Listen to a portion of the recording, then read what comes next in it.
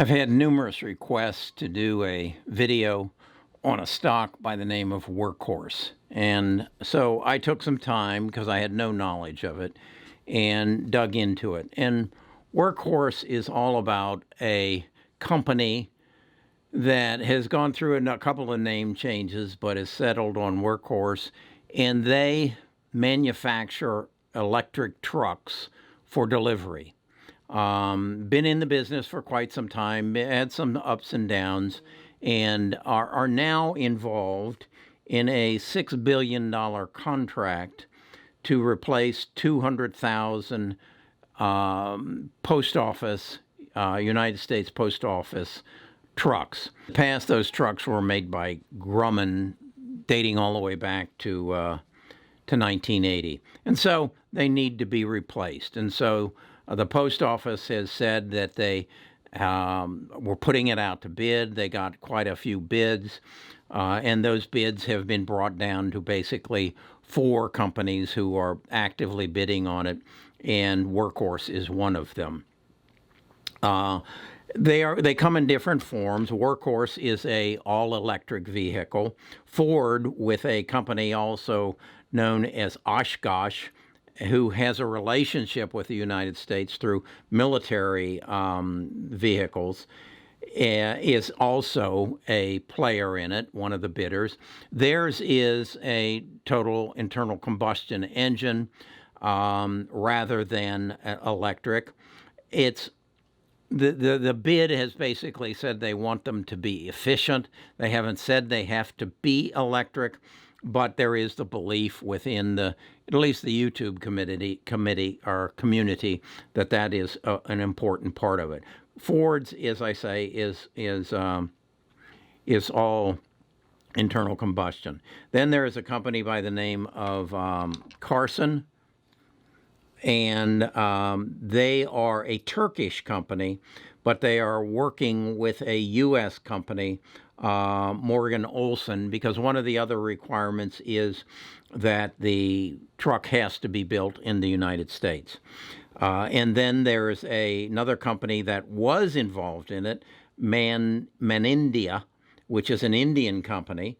But they're working with a manufacturer. They were working with a manufacturer out of Michigan, but they have since dropped out.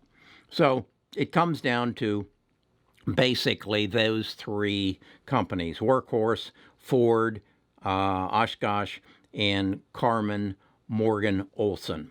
So the question then comes is, who's going to win that contract?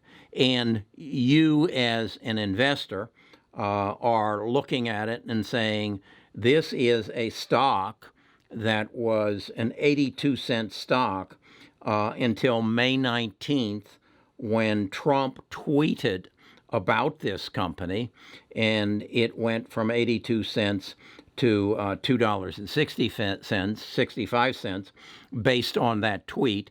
And basically he was saying that Workhorse had bought or was in the negotiations to buy a factory in Ohio and was going to put Ohio workers to work, and that they were involved in this contract.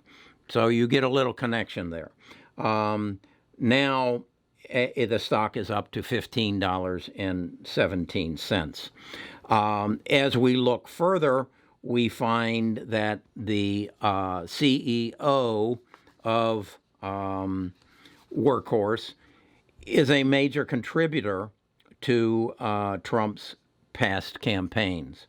He has purchased or made an option to buy this plant in Lordstown, Ohio, and it's going to be called Lordstown Motors. So then from there, I said, okay, let me find out as much as I can about this company. So what I did then was go and pull their SEC filings about their earnings and their past history.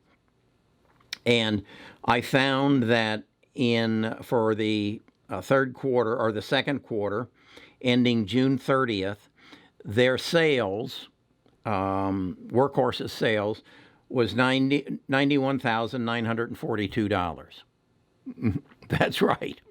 Their sales were $91,942. But that's a huge improvement over 2019 second quarter, because 2019 second quarter, their sales were $5,508.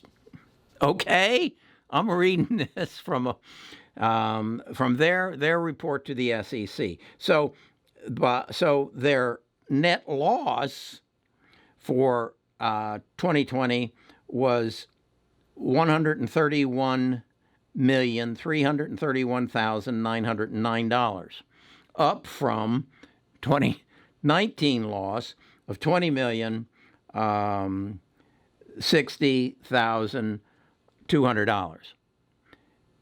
And this is what you people are spending your time taking a look at. And I know why you're doing it.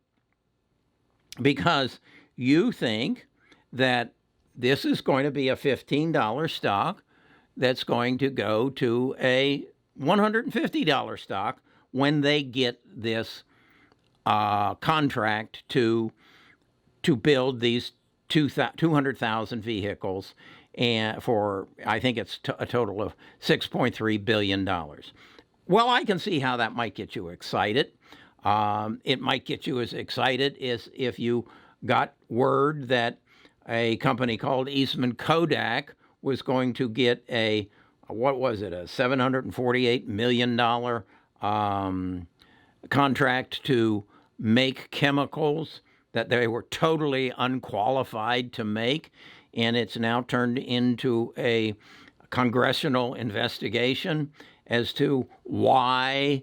First of all, they got the contract, which they were not qualified because they only know how to make photographic chemicals, not pharmaceutical chemicals. Why that has happened.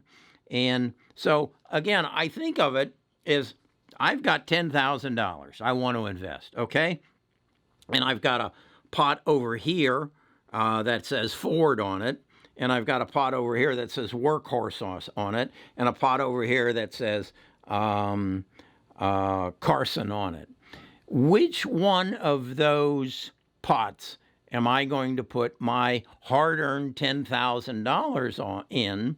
Am I going to bet on a company that has a history of making automobiles, has been a taxpayer for the country for years by the name of Ford, and has a long history, is a union company? Or am I going to put my money on a Turkish company that has some relationship with a Morgan Olson, and makes a hybrid vehicle, a plug-in hybrid? Or am I going to bet on Workhorse because of their relationship with Donald Trump? Now, I'll ask you the question. If they get it, if they get the contract, and they know they're going to get $6.3 billion, do you think Nancy Pelosi is going to raise her hand and say, hey, what happened here? Why did you give this company, who had earnings in second quarter of 2020 of $91,942, why are you giving them $6 billion of our taxpayers' money? Do you think Nancy might do that? And do you want to bet on this? Do you want to bet that the President of the United States, our supreme leader, is going to put his reputation once again in jeopardy for doing a political favor at the cost of $6.3 billion?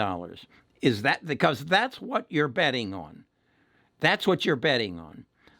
Sherry from Dallas, you gave me a very detailed report on why Workhorse was going to get this.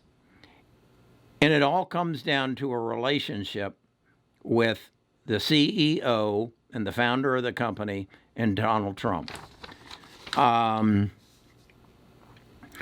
Now, the other thing that comes into play that I thought was kind of interesting is a week ago, Friday, the Postmaster General by the name of DeJoy dismissed or replaced 23 key executives within the Postal Department, which the pundits are saying was done to make it more difficult for the post office to deliver and receive mail-in ballots for the election.